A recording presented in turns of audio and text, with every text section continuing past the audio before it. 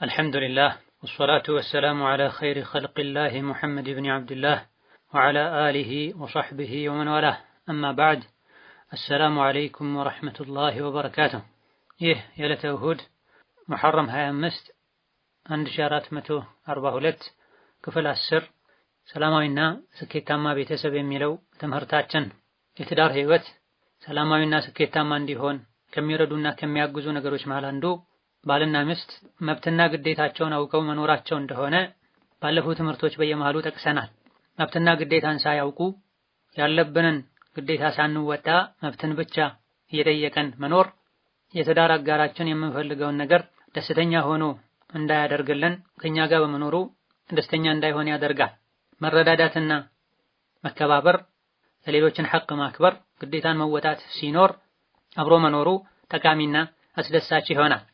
ከዚህ በፊት በተለያዩ አጋጣሚዎች በተለያዩ ርዕሶች ስለ ባልና ሚስት ሐቅ በሰፊው ተወርቷል።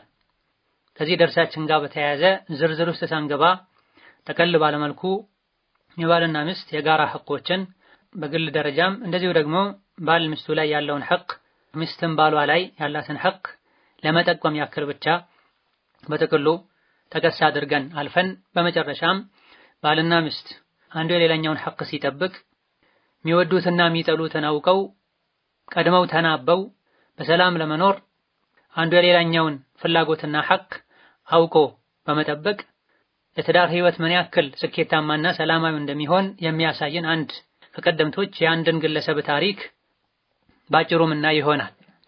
የባልና ሚስት ሐቆች በጥቅሉ ለሶስት የሚከፈሉ ናቸው። ባልና ሚስት አብረው ሲኖሩ ሁለቱም በጋራ ሊጠብቋቸው የሚገቡ የጋራ ሐቆች አሉ። ባል ሚስቱ ላይ ያለው የግል ሐቅ አለ፣ ሚስትም ባሏ ላይ ያላት የግል ሐቆች አሉ። ሶስቱም ሊታወቁና ሊጠበቁ ይገባቸዋል። የጋራ ሁለቱም ሊጠብቋቸው የሚገቡ ከሚባሉ ሐቆች አንዱና የመጀመሪያው የአላህ ሐቅ ነው። እያንዳንዱ የሰው ልጅ ላይ ካሉበት ትልልቅ ሐቆች ዋናው ግንባር ቀደሙ የአላህ ሐቅ ነው። ዲናችን ውስጥ ካሉ ሐቆች ሁሉ ትልቁ ሊጠበቅ የሚገባው ሐቅም የአላህ ሐቅ ነው። ባልና ሚስት የትዳር ህይወታቸው ላይ ቤታቸውን የትዳር ህይወታቸው አላህን መውደድ ላይ አላህን መፍራት ላይ በሁሉም ነገር ሸሪዓን ተከትሎ መሄድ ላይ የተመሰረተ ሊሆን ይገባዋል። ሶላትን በአግባቡ ሊሰግዱ፣ ረመዳን ጾም በአግባቡ ሊጾሙ፣ ሴት ልጅ በአግባቡ ሒጃቧን ልታደርግ፣ የትዳር ህይወቷ ላይ ሸሪዓን ልትከተል፣ ባልም ይህን ሊያደርግ አንዱ ሌላኛውን በዚህ ሊያዝ ከዚህ ተቃራኒ ሊከለክል ይገባዋል። አላህ በተከበረው ቃሉ ወአሙር አህለከ ቢሶላቲ ወስጠቢር ዐለይሃ ላ ነስአሉከ ሪዝቀን ነሕኑ ነርዙቁክ ወልዓቂበቱ ሊተቅዋ ብሏል። ቤት የሚሆነው እዛ ቤት ውስጥ የሚኖሩ ሰዎች የአላህን ሐቅ ሲጠብቁ ነው። ለዚህም ነው ቁርአን ላይ ቤተሰቦችን ሶላት እንዲሰግዱ እዘዛቸው፣ አንተም ሶላት ላይ ጸንተህ በርትተህ ቀጥል፣ ይሄን ያረክ እንደሆነ የሲሳይ ጉዳይ አያሳስብህም፣ በሪዝቅህ ጉዳይ አትጨነቅም፣ እኔው ሲሳይህን እበቃሃለሁ፣ አመቻችልሃለሁ፣ መጨረሻም እንዲያምር አደርጋለሁ ብሏል አላህ ተባረከ ወተዓላ። ዑለሞች ከዚህ የቁርአን አንቀጽ ቤቱ ውስጥ በቤተሰቦቹ ላይ የአላህን ሐቅ የጠበቀ ሰው አላህ ተባረከ ወተዓላ ሪዝቁን ያገረለታል፣ በቂ የሪዝቅን በር ይከፍትለታል፣ ልጆቹንም ሷሊህ ያደርግለታል የሚል ኢስቲንባጥ ተደርጓል። ነቢዩላህ እስማኤልንም አላህ ሲያወድሳቸው ወካነ ያእሙሩ አህለሁ ቢሶላቲ ወዘካቲ ወካነ ዒንደ ረቢሂ መርዲያ ብሏል። እስማኤል ቤተሰቦቹን ሶላት እንዲሰግዱ ያዝ ነበረ፣ ዘካ እንዲሰጡ ያዝ ነበር፣ ራሳቸውንም ከቆሻሻ አላህ ከሚጠላው ነገር እንዲያጸዱ ያዝ ነበር፣ አላህ ዘንድም ተወዳጅ የሆነ ሰው ነበር ብሏል። ቤተሰብን ዲን ላይ ቀጥ እንዲል ማድረግ አላህ ዘንድ ተወዳጅነትን እንድናገኝ ያደርገናል። እነዚያ ወርቅና ብርን የሚያከማቹ በአላህ መንገድ ወጪ የማያደርጉ አሳማሚ በሆነ ቅጣት አበስራቸው የሚለው የቁርአን አንቀጽ በወረደ ጊዜም ይህ አንቀጽ ሲወርድ አብረው ከነቢ ጋር የነበሩ ሰሐቦች ወርቅና ብርን ማከማቸት የሚያስከትለውን መዘዝ የሚነግር አንቀጽ ነው የወረደው።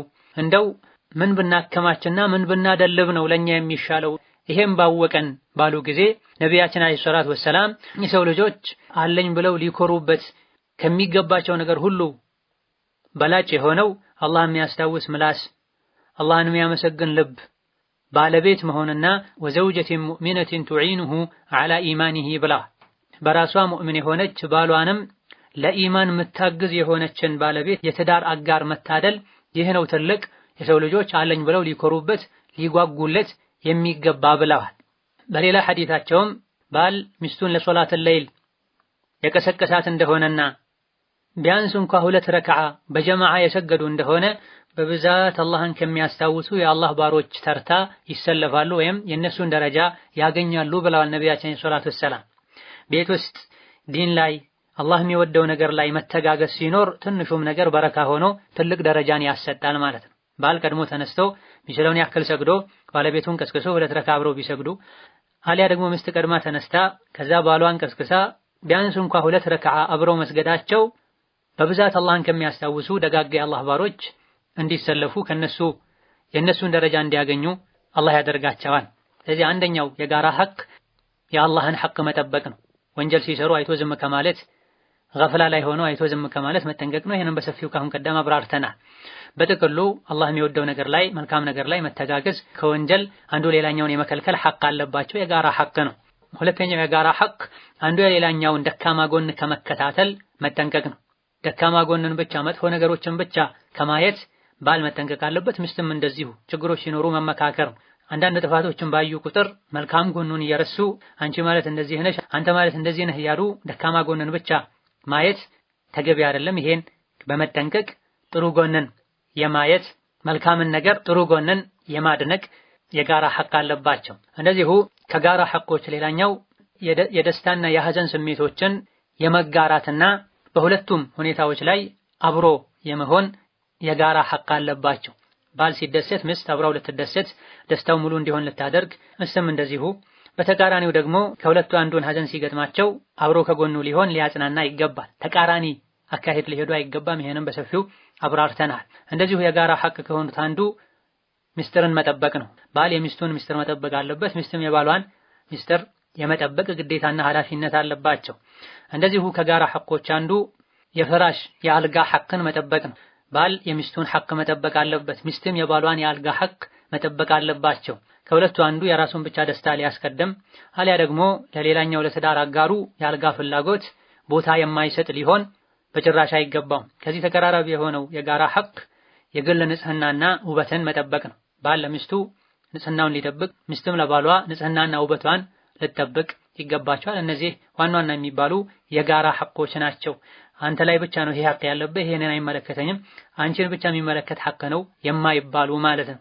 የግል ሐቆችን በምናይበት ጊዜ ሚስት ባሏ ላይ ያላትን ሐቅ ስናይ በመጀመሪያና በአንደኛ ደረጃ የፈለገችውን ወንድ የማግባት ያልፈለገችውን ወንድ እምቢ የማለት መብት አላት በሸሪዓ።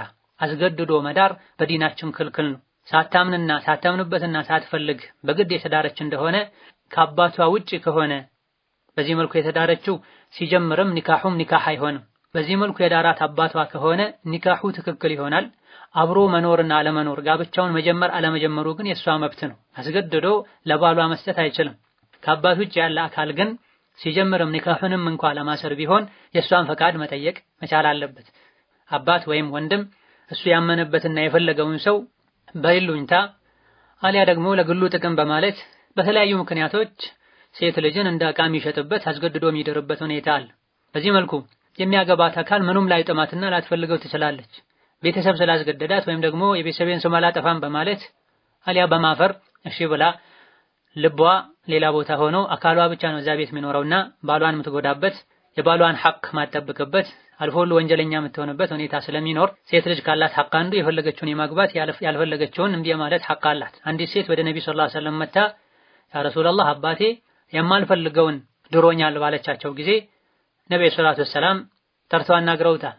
ካልፈለገች ኒካሁ እንደሚፈርስ እንደሚቀር ሲነግሯት አይ እንደው ሴት ልጅ የፈለገችውን የማግባት መብት እንዳላት እንዲታወቅ ብዬ ነው ኒካሁ ይሁን ይጽደቅ ብላለች። ሁለተኛው ሐቅ ሴት ልጅ ስታገባ ማህረን ጥሎሽን የማግኘት ከማህር ጋር ተያይዞ የሚሰጡ የሚደረጉ ነገሮችን የማግኘት መብት አላት። ማህር የሌለበት ጋብቻ አይሆንም። ወይም በጊዜው የሚሰጥ አሊያ ደግሞ ወደፊት የሚሰጥ ማህር መኖር አለበት። ይህ እንዳለ ሆኖ ግን ማህሩ ከፍ ማለት የለበትም። ማህር በቀነሰ ቁጥር ትዳር የተሳካ እንደሚሆን በረካ ያለው ትዳር እንደሚሆን ሐዲስ ላይ ተነግሯል። ሶስተኛው የሚስት ሐቅ ወጪዋን የማግኘት ሐቅ አላት ባሏ ላይ። ምንም እንኳ ሀብት ቢኖራት ነግዳ ያገኘችው ሙያ ኖሯት በሙያዋ ሰርታ ያገኘችው በውርስ ያገኘችው ሀብት እንኳ ቢኖራት ባሏ የሷን ወጪ የመሸፈን ግዴታ አለበት አብረው እስካሉ ድረስ። ይሄንም እዚሁ ትምህርት ላይ ካሁን ቀደም በተወሰነ መልኩ በስፋት አብራርተናል። ከሷ ጋር ተያይዞ ለልጆቻቸውም ጭምር ወጪ መሸፈን፣ እቤት ላይ የሚያስፈልጉ ወጪዎችን ማድረግ የባል ግዴታ ነው። አራተኛው ሚስት ባሏ ላይ ያላት ሐቅ መኖሪያ ቤት ማመቻቸት። አቅም ካለው ገዝቶ አቅም ከሌለው ተከራይቶ ባሉበት ሀገርና አካባቢ ለሷ አይነት ሴት ይገባል የተባለ የተለመደ አይነት ማረፊያን መኖሪያን ማመቻቸት አለበት። አምስተኛው የሚስት ሐቅ ዲኗን ማስተማር፣ አደብ ማስተማር፣ ከጀሃነም እሳት የምትድንበትን የሸሪዓ እውቀት እንድትቀሰም የማድረግ ግዴታ አለበት። ወይም ደግሞ ይሄን የማግኘት ሐቅ አላት። አንዴ ትዳር ይዘሻልና ከኔ ውጭ ምንም አይነት ሐቅ የለብሽም፣ ምንም ነገር ማድረግ አትችልም ብሎ ዲንን እንዳትማር ማድረግ አይችልም። ባይሆን የዲን እውቀት ሰፊ ከመሆኑ አንፃር ሁሉንም አይነት ትምህርት መማር ስለመፈለግ ቀኑን ሙሉ ውጭ ለዋል ማለት አትችልም። እሷ መሰረታዊ የሆኑ ዲናችንን ቀጥ አድርገን ለማቆም ያክል የሚያስፈልግ እውቀት አለ። አርካን እስላም፣ አርካን ኢማን፣ ከሴት ልጅ የግል አንዳንድ ተፈጥሯዊ እንደ ሐይድ፣ ንፋስ ያሉ ህግጋትን የሚመለከቱ እውቀቶችን፣ ልጅ እንዴት እንደምትይዝ፣ ተርቢያ እንዴት ማድረግ እንዳለባት፣ የባል ሐቅ ምን እንደሚመስል፣ እነዚህና መሰል የሆኑ እውቀቶችን ለማወቅ ከቤት መውጣት ካስፈለግ የመውጣት መብት አላት። ለዚህ የሚያስፈልጉ ነገሮችንም ከባሏ የማግኘት ሐቅ አላት። ከዛ ግን አልፎ ሲራውንም ነህውንም ሰርፉንም መማር ፈልጋለሁና ምንም አይነት ገደብ አታስቀምጥብኝ ማለት አትችልም። ዑሙመን ሚስት ባሏ ላይ ካላት ሐቅ አንዱ፣ ባል ሚስቱን በተመለከተ ካለበት ሐቅ አንዱ ዲኗን የማሳወቅ ሐቅ አለበት። እሷም ዲኔን ማወቅ ፈልጋለሁ አሳውቀኝ፣ ለዚህ የሚያስፈልገውን ነገር አመቻችልኝ ብላ የመጠየቅ ሐቅና መብት አላት። አላህ በተከበረው ቃሉ ቁ አንፉሰኩም ወአህሊኩም ናራ ብሏል። ራሳችሁንም ቤተሰቦቻችሁንም ከአኺራ ከጀሃነም እሳት ጠብቁ አድኑ ብሏል። በምንድን ነው ከአኺራ እሳት ቤተሰባችንን ራሳችንን የምናድነው? ዓሊ ብን አቢ ጣሊብ ረዲየላሁ ዐንሁ ወአርዳ ይህን ሲፈስሩ ዓሊሙ አንፉሰኩም ወአህሊኩሙል ኸይራ ወአድቡሁም ብለዋል። ራሳችሁንም ቤተሰቦቻችሁንም መልካምን ነገር አስተምሩ፣ አደብ አስይዙ፣ ስርዓት አስይዙ ብለዋል። ቀታዳ የሚባሉት ታቢዒም ይህን ሲፈስሩ አላህን እንዲታዘዙ ቤተሰቦቻችሁን እዘዟቸው፣ ከመጥፎ ነገር ከወንጀል ከልክሏቸው፣ ይሄን እንዲያደርጉም አግዟቸው ብለዋል። እንደዚሁ አንዳንድ ሙፈስሮች ወንድ ልጅ ዲኑን ቀጥ አድርጎ የሚይዝበትን ያክል እውቀት ማወቅ ግዴታ እንደሚሆንበት፣ ቤተሰቦቹንም ማሳወቅና ማስተማር ግዴታ እንደሚሆንበት ከዚህ አንቀጽ እንረዳለን ብለዋል። አቡ ሙሳ አልአሽዓሪ ከነቢዩ ባስተላለፉት ሐዲትም ቡኻሪ እንደዘገቡት የተኛውም አንዲት ሴት አገልጋይ የነበረችው ወንድ በደንብ አድርጎ ዲንን አሳውቋት፣ በደንብ አድርጎ አደብ አስይዟት፣ ከዛ በኋላ ከባርነት ነፃ አውጥቷት ከዛም ያገባት እንደሆነ እሱ 2 አጅር ያገኛል ብለዋል። 2 ባሪያ ነፃ የማውጣት ወይም 2 ባሪያ ነፃ የማውጣትን አጅር ያገኛል ብለዋል። ባሪያ አገልጋይ የነበረችን ማስተማር፣ አደብ አኽላቅ፣ ስነ ምግባርን ማስተማር ይህ ያክል ደረጃ ካለው፣ በዚህ ደረጃ አንገብጋቢ ከሆነ ጨዋ ወይም ነፃ የሆነች ባሪያ ያልሆነች የትዳር አጋሩን ማስተማር፣ አደብ ማሳወቅ አንገብጋቢ እንደሆነ እንረዳለን። በሌላም ቡኻሪና ሙስሊም ባስተላለፉት ሐዲስ የሆኑ ሰዎች ነብይ ጋር ሰለላሁ ዐለይሂ ወሰለም መተው 20 ምናምን ቀን ነብይ ጋር ሲማሩ ከቆዩ በኋላ ቤተሰቦቻቸው እንደናፈቋቸው ሲያውቁ ይህኔ ነብይ ሰለላሁ ዐለይሂ ወሰለም እንግዲያውስ ሂዱ ወደ ቤተሰቦቻችሁ፣ እርጅዑ ኢላ አህሊኩም ፈዐልሙሁም ወምሩሁም ወሰሉ ከማ ረአይቱሙኒ ኡሰሊ ብለዋቸዋል። ራቅ ካለ ቦታ ተሰብስበው የአንድ ሀገር የአንድ መንደር ሰዎች መስለማቸውን ለማሳወቅ ዲንን ከነብይ ለመማር ነበርና የመጡት 20 ቀን ሙሉ ነብይ ጋር ሲማሩ ከቆዩ በኋላ ቤተሰብ ሲናፍቃቸው ወደ ሀገራቸው መሄድ ሲፈልጉ ሂዱ እንግዲያውስ የተማራችሁትን ለቤተሰቦቻችሁ አስተምሩ፣ እኔ ያዘዝኳችሁን እዘዟቸው፣ እኔ ስሰግድ እንዳያችሁትም ስገዱ ብለዋቸዋል። በዚህ ዙሪያ ብዙ ደሊሎችን ማቅረብ ይቻላል። ካሁን ቀደምም በዚህ ዙሪያ የተሰጡ የተለያዩ ትምህርቶች አሉ። እነዚህን ፈልጎ ማድመጥ ይቻላል። እዚህ ዋና ዋና ነጥቦችን ጠቅሰን ማለፍ ነው ዛሬ የምንፈልገው። ዑሙመን ባለቤቱን ማስተማር አለበት። ብዙ ባሎች ሚስቶቻቸው እንዳይማሩ፣ ልጆቻቸው እንዳይማሩ እንቅፋት የሚሆኑበት ሁኔታ አለ። ይሄ በአዱንያም በአኺራ ራሳቸውን ነው የሚጎዳው። ሚስት ዲኗን ስትማር የባሏን ሐቅ ታውቃለች፣ የልጅ አያያዝን ታውቃለች፣ አኽላቋ ዲኗ ይስተካከላል። በዚህ ከሚጠቀሙት አንዱ ባሏ ነው። ሴት ልጅ ዲኗን ካልተማረች የባሏን ሐቅ በአግባቡ አትጠብቅም፣ ልጆቿን በአግባቡ ተርቢያ አታደርግም። አምስተኛው የሚስት ሐቅ ባል በሚስቱ ሊቀና ይገባዋል፣ ሊጠብቃት ይገባዋል። ማንኛውም ወንድ ሊጫወትባት፣ የተኛውም ወንድ ክብሯን ሊነካ ሊዳፈራት በጭራሽ አይገባም። ለክብሯ ሊከላከል ይገባዋል፣ ሊጠብቃት ይገባዋል። ወደ ተለያዩ ቦታዎች መሄድ ስትፈልግ አብሯት ሊሄድ፣ አብሯት የሚሄድን ሰው ሊያደርግ ይገባል። የራስሽ ጉዳይ ነው፣ የፈለግሽበት ራስሽ ሂጂ፣ እንደፈለግሽው እኔ ሊል አይገባም። ሐኪም ቤት ስትሄድ ሴት ሐኪም ካላገኘች ወንድ ጋር ስትገባ ባሏ አብሮ ሄዶ ሊገባ ይገባዋል። ካልሆነ ልጆቿ አሊያ ደግሞ ጓደኛና ቤተሰብ ዘመዶቿ አብሯት ሊሄዱ ይገባል። በተለያየ መልኩ ክብሯን ሊጠብቅ ይገባል። ይሄ ገይራ በመባል ይታወቃል። ለሚስቱ መቅናት አለበት። ሚስቱን ለአካለ መጠን የደረሰች ሴት ልጁን ከማን ጋር ዋለች፣ እንዴት ዋለች፣ ከማን ጋር ወጣ የምትገባው የማይላል ለአካለ መጠን የደረሰች ሴት ልጁን ከአጅነቢ ሾፌር ጋር አንድ ታክሲ ላይ ትምህርት ቤት እንድትሄድ ገበያ እንድትሄድ ያደርጋል። ሚስቱንም እንደዚሁ። ወንድ ያስቸግረኛል እንኳ ብለው ሲነግሩት ምንም የማይመስለው ወንድ አለ። በሚስቱ ቤተሰቦቹ ማይቀና ገይራ የሌለው እንደፈለጉ እንዲሆኑ የሚፈቅድ ምን እንደሚለብሱ ከማን ጋር እንደሚነጋገሩ ክብራቸውን የሚዳፈሩ የተለያዩ ሰዎች መኖራቸውን እያወቀ ምንም አይከላከል ምንም አይመስለው ደዩት የሆነ ጀነት እንደማይገባ ተነግሯል። ሚስት ካላት ሐቅ አንዱ ባሏ እንዲቆረቆርላት ክብሯን ነቅቶ እንዲጠብቅ የማድረግ ሐቅ አላት፣ መጠየቅ አለባት። በጥቅሉ የትዳር ጎጆውን ቤተሰቡን የመጠበቅ ኃላፊነት እንዳለበት ወንድ ሊያውቅ ይገባዋል። ወንድ የሚባለውም ይሄኔ ነው። ሰባተኛው የሚስት ሐቅ ሚስቴ አልጋይን ልታስደፍር ክህደት ልትፈጽም ትችላለች እያለ ሁሌ በጥርጣሬ መከታተልን በመራቅ ምንም እንድትጠረጠር የሚያደርጋት ነገር እስከሌለ ድረስ አምኗት ከሷ ጋር ነፃ ሆኖ የመኖር ግዴታ አለበት። እንድትጠረጠር የሚያደርጋት ነገር ሳይኖር እንዲሁ በግምት ብቻ ወንድ ታናግሪያለሽ፣ ከወንድ ጋር ትቀጣጠሪያለሽ፣ እንዲህ ነገር አየው እያለ ክብሯን ሊነካ ስሟን ሊያጠፋ አይገባም። እፊተኛው ላይ ቅናት ሊኖረው ይገባል ብለናል። ነገር ግን ቅናቱ ከልክ አልፎ ከመስመር ወጥቶ ከልክ ያለፈ ጥርጣሬ ውስጡ ላይ ኖሮ ባሏን ትታ ከሌላ ወንድ ጋር ግንኙነት እንዳላት ቤት እሱ በሌለበት ሌላ ወንድ እንደምታስገባ አይነት ጥርጣሬ ውስጡ ላይ ሊኖር አይገባም። ይሄን የሚያሳዩ አዝማሚያዎች ካሉ ምልክቶች ካሉ በግልጽ ተነጋግሮ ችግር መፍታት ይችላል። አለ ብሎ እንዲል የሚያደርገው ከፍተኛ ጥርጣሬም ካለ ክትትል ሊያደርግ ይችላል። ምንም ሳይኖር ግን እንደዚሁ በጥርጣሬ ብቻ ይሄን ማድረግ የለበትም። ይሄ ኢንሻአላህ ራሱን የቻለ አንድ ርዕስ ተደርጎ ወደፊት የሚዳሰስ ይሆናል። ስምንተኛው ሐቅ ከሚስቱ ጋር በጥሩ ስነ ምግባር የመኗኗር ግዴታ አለበት። ክብሯን እየጠበቀ እያዘነላት ለሚስት የሚደረገውን የሚችለውን ሁሉ ያደረገ በክብር የማኖር ግዴታ አለበት። አላህ በተከበረው ቃሉ ወዓሽሩሁነ ቢልማዕሩፍ ስላለ እነዚህ ዋና ዋና የሚባሉ ሚስት ባሏ ላይ ያላት ሐቅ ሲሆን ባል ደግሞ ሚስቱ ላይ ያለውን ሐቅ በምናይበት ጊዜ በአንደኛ ደረጃ የቤቱ ኃላፊ ሆኖ የመምራት ሐቅ አለው። ሚስት በባሏ የመመራት ግዴታ አለባት። በሁለተኛ ደረጃ የፊተኛ ውስጥ የሚካተት ከመሆኑ ጋር ባሏን በወንጀል እስካላዘዛት ድረስ በተለመዱና በሚቻሉ ነገሮች ሁሉ የመታዘዝ ግዴታ አለባት። እንዴት ታዘኛለህ? አንተም እኔም እኩል ነን በጭራሽ ልትል አይገባም። ሶስተኛው ሚስት ባሏን በተመለከተ ያለባት ሐቅ የባሏ ሐቅ ከማንም በላይ ቅድሚያ የሚሰጠው ትልቅ የሚባል ሐቅ እንደሆነ አውቃ በምትችለው ሁሉ ሐቁን ልትጠብቅ የሱን ሐቅ ከአላህ ቀጥሎ ከሁሉም ልታስቀድም ይገባታል። በርካታ ዑለሞች የባል ሐቅ ከወላጆች ሁሉ እንደሚቀደም ተናግረዋል። የነቢ ሐዲስ ደሊሎችንም ጭምር አቅርበዋል።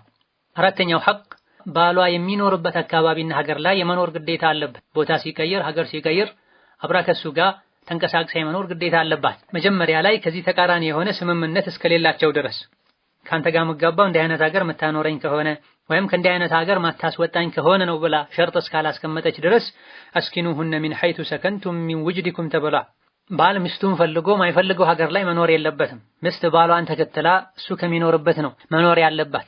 አምስተኛው ሚስት ባሏን በተመለከተ ያለባት ወይም ባል ሚስቱ ላይ ያለው ሐቅ ሱና ጾምን ባሏን ሳታስፈቅድ መጾም የለባትም። ፈርድ ከሆነ ቀዳም ይሁን አዳ ባሏን ሳታስፈቅድ መጾም ትችላለች። ነገር ግን ሰፊ ጊዜ ያለው ቀዳ ከሆነ አሳውቃ ቢሆን የተሻለ ነው የምትጾመው።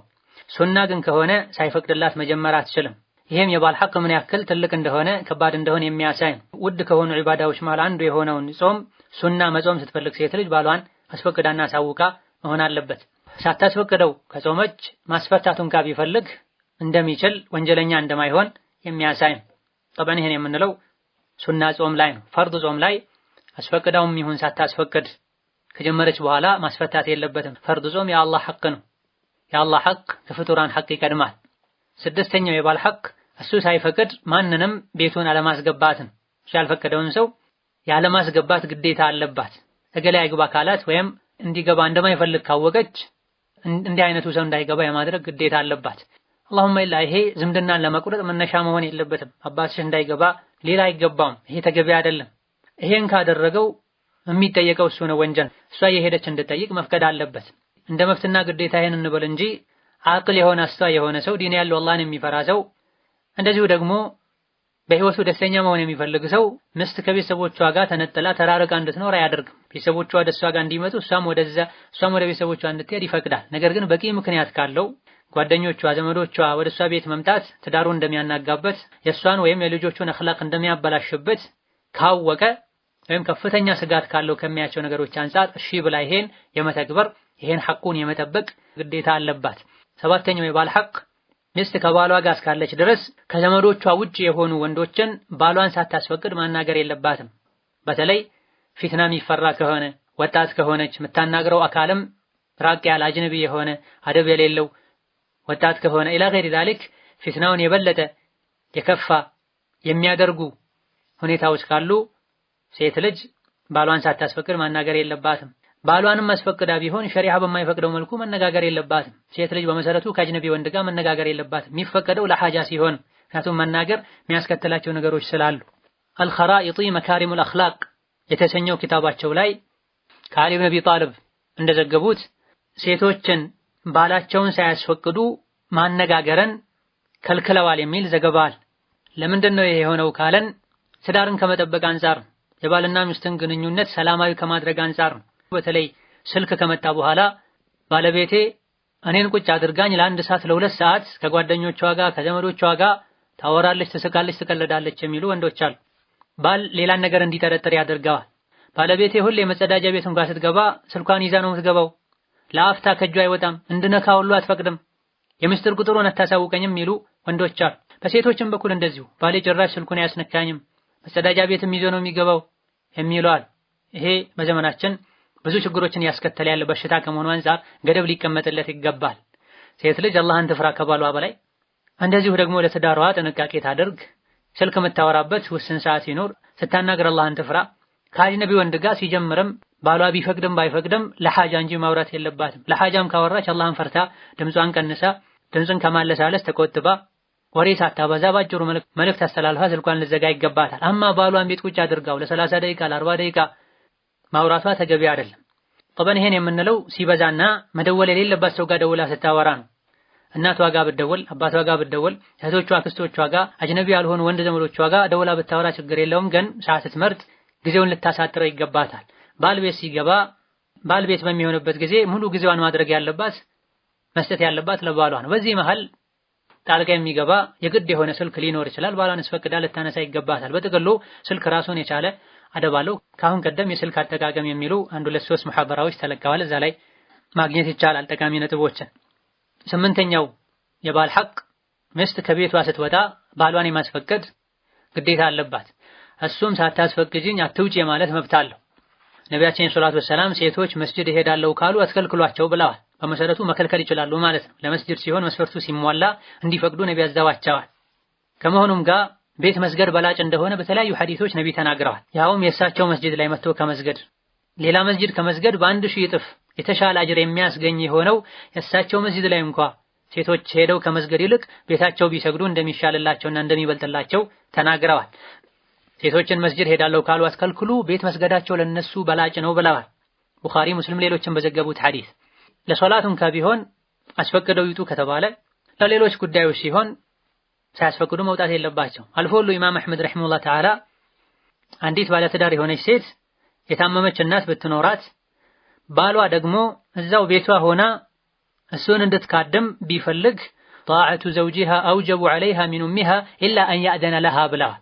እናቷ ታማ እንኳ ብትሆን ባሏን ታዛ ቤቷ መቀመጧ ለእሷ የተሻለ ነው፣ ይበልጥ ዋጅብ የሚሆንባትም ይሄ ነው ባሏ ፈቅዶላት ካልሆነ በስተቀር ብለዋል። 9ኛው የባል ሐቅ ንብረቱን፣ ቤቱን፣ ልጆቹን፣ ክብሩን የመጠበቅ ግዴታ አለባት። ይሄን ካሁን ቀደም በሰፊው አብራርተናል። 10ኛው ሐቅ ከአቅሙ በላይ ወጪ መጠየቅ፣ የሚሰጣትን መናቅ የለባትም። እሱ የሚስቱን የቤቱን ወጪ የማሟላት ግዴታ እንዳለበት ሁሉ እሷም ከሱ ባገኘችው የመብቃቃት ከአቅሙ በላይ ያለማስቸገር ሐቅ አለባት። እንደዚሁ ደግሞ ባሏ በሚያደርግላት ነገር ተደስታ እሱን የማመስገን ግዴታ አለባት። ይሄንም ካሁን ቀደም በተወሰነ መልኩ ዳሰናል። ምግብና መጠጥን በማቅረቡ ለሷ ለልጆቿ አልባሳትና መሰል የሚያስፈልጉ ነገሮችን በማሟላቱ እንደ አቅሙ ባደረገው ነገር ደስተኛ ልትሆን ልታመሰግነው፣ አላህ እንዲተካለት ዱዓ ልታደርግ፣ የሚደረግላትን ውለታ ከማስተባበልና ከመርሳት ከመናቅ ልትጠነቀቅ ይገባታል። ነቢያችን ሰለላሁ ዐለይሂ ወሰለም ላ የንዙሩ ላሁ ኢላ እምረአቲን ላ ተሽኩሩ ሊዘውጂሃ ወሂየ ላ ተስተግኒ ዐንሁ ብላ ከባሏ ተብቃቅታ መኖር ማትችል ከመሆኗ ጋር የተለያየ ነገር እያደረገላት እሱ የሚያደርግላትን ነገር ተቀብላ እየተጠቀመች ሳለ ባሏን ግን ማታመሰገን የሆነች ሴት አላህ ተባረከ ወተዓላ በረሕመት አይኑ አያያትን ብለዋል። በማዕና አልሐዲስ 11ኛው ሐቅ ባሏን የመኻደም ቤቱን አስተካክላና አሳምራ የመያዝ የትዳር ህይወታቸውን በአግባቡ ለመምራት በሷ በኩል ያሉ ኃላፊነቶችን ግዴታዎችን በመወጣት ቤቱን ምቹ የማድረግ ግዴታ አለባት። አንድ ሴት ለሆነ ጉዳይ ነብዩ ጋር ሰለላሁ ዐለይሂ ወሰለም በመጣችበት ባለትዳር ነሽ እንዴ ብለው ጠይቀዋት አዎን ስትላቸው ታዲያ ለባልስ እንዴት ነሽ ብለው ጠይቀዋት እኔ ምንም ማስቀረበት ነገር የለም ከአቅሜ በላይ እስካልሆነ ድረስ ባለቻቸው ጊዜ ከሱ ጋር ያለሽ ግንኙነት እንዴት እንደሆነ ልብ ብለሽ ይው ፈኢነማ ሁወ ጀነቱኪ ወናሩኪ ብለዋታ እሱ ማለት ጀነትሽም ጀሃነምሽም ነው ብለዋታ። ምንም ማጎድልበት ነገር የለም ከአቅሜ በላይ እስካልሆነ ድረስ ከማለቷ ጋር ከሱ ጋር ያለሽን ግንኙነት ልብ ብለሽ ብለዋታል። ይሄን ሐዲስ አስመልክተው ኢማም አልባኒ ረሂመሁላህ ተዓላ ይህ ሐዲስ ሴት ልጅ አቅሟ በፈቀደው ያክል ባሏን የመኻደም ግዴታ እንዳለባት በግልጽ የሚያሳይ ሐዲስ ነው ብለዋል። ቤት ውስጥ የሚደረጉ ነገሮችን ማድረግ ልጆችን መጠበቅና መንከባከብ ግዴታው እንደሆነ የሚያሳይ ደሊል ነው ብለዋል። አሊ ረዲየላሁ ዐንሁ ወአርዳህ ፋጢማን የነቢዩን ልጅ አግብተው ሲኖሩም ወማሊ ወለሃ ኻዲሙን ገይሩሃ ብለዋል። እኔና ፋጢማ አብረን እየኖረን ለኔም ይሁን ለሷ ኻዲም አልነበረንም እሷ ራሷ እንጂ ብለዋል። አስማ ረዲየላሁ ዐንሃም ዙበይርን ሙሉ በሙሉ መኻድመው እኔ ነበርኩኝ ኺድመተል በይቲ ኩሊሂ ቤት ውስጥ ያለን ስራ በሙሉ ምሰራለት ለቤት የሚያስፈልጉ ነገሮችን የማደርገው እኔ ራሴ ነበርኩኝ። አልፎ ሁሉ ፈረስ ነበረው ፈረሱንም መንከባከበው ሳር ማመጣለት መንከባከበው እኔ ነበር ብላለች። የመኻደም ግዴታ አለባት የለባትም የሚል ኺላፍ አለ በዑለሞች ማለት። ነገር ግን ሀገሩ ላይ ከተለመደ ባል ሰራተኛ የማቅረብ አቅም ከሌለው ኢላ ገይሪ ዛሊክ ሚስት ያቅሟን በማድረግ ቤት ውስጥ ኺድማዎችን ልታደርግ ይገባታል። እዘን ሚስት እነዚህን የባሏን ሐቆች በመጠበቅ ባሏ በሷ ደስተኛ እንዲሆን ልታደርግ ባልም የሚስቱን ሐቆችን በመጠበቅ ሚስቱ ደስተኛ እንድትሆን ሊያደርግ የጋራ ሐቆችን በመጠበቅም አብረው በህይወታቸው ደስተኞች እንዲሆኑ እነዚህ ግዴታዎችን መብቶችን አውቀው ማንንም ሳይበደል ለመኖር ጥረት ሊያደርጉ ይገባል። አንዱ ሐቁ እንዲሟላለት እንደሚፈልገው ሁሉ እሱ ላይ ያለበትን ሐቅ ሊወጣ ይገባዋል። ሚስትም ሐቅ አላት ባልም ሐቅ አለው። ለሁሉም ሐቁን ስተብሏልና በሸሪዓችን ባሎች ሚስቴ ሐቄን አታሟላም እያሉ ሲወቅሱ ሚስት ባሌ ሐቄን አይጠብቅልኝም እያሉ ሲወቅሱ ብዙ ጊዜ ይሰማል። እኔስ ሐቄን ተወጥቻለሁ የሚሉ በጣም ጥቂቶች ናቸው። ብዙ ጊዜ ሰዎች የሌላኛው አካል ጥፋት ብቻ ነው የሚታያቸው። ጥፋተኛ እሱ ሆኖ ሳለ ወይም እሷ ሆና ሳለ ተበደልኩ ያሉ ነው ሰዎች የሚያወሩት። የሰው ልጅ ግንባሩ ላይ ያለው አይን የሌሎችን ነውር እንደሚያየው ሁሉ ልቡ ውስጥ ያለው አይን የራሱን ነውርና ጉድለት ሊያይለት ይገባል። ሰዎች ሐቃችን እንዲጠብቁ ከፈለገን የእነሱን ሐቅ ልንጠብቅላቸው ይገባል። ባይጠብቁልንም በጎዎች ሆነን ከነሱ ተሽለን በልጠን ሐቃቸውን ልንጠብቅ ለአላህ ስንል መልካምን ነገር ልናደርግ ይገባናል። ለአላህ ብለን ለሰዎች በጎ ስንሆን በጎ ስናደርግ ደግሞ ለኛ አላህ ጥሩን ነገር ያደርግልናል፣ ሐያታችን ያስተካክልልናል። አላሁ ተዓላ አለም። ዛሬ በዚህ እናበቃለን። ባልና ሚስት ሐቃቸውን ጠብቀው ሲኖሩ አንዱ የሚወደውን አንዱ ከሌላኛው የሚፈልገውን አውቀው ይሄን እየጠበቁና እየተገበሩ መኖር ህይወትን ምን ያክል ሰላማዊና ደስተኛ እንደሚያደርግ የሚያሳይ ከቀደምቶች የአንድን ሰው ታሪክ እናነሳለን ብለን ነበር። ስለሚረዘም እዚህ ላይ እናቆምና ሌላ ጊዜ የምናየው ይሆናል። ወሰላሙ አለይኩም ወራህመቱላሂ ወበረካቱ።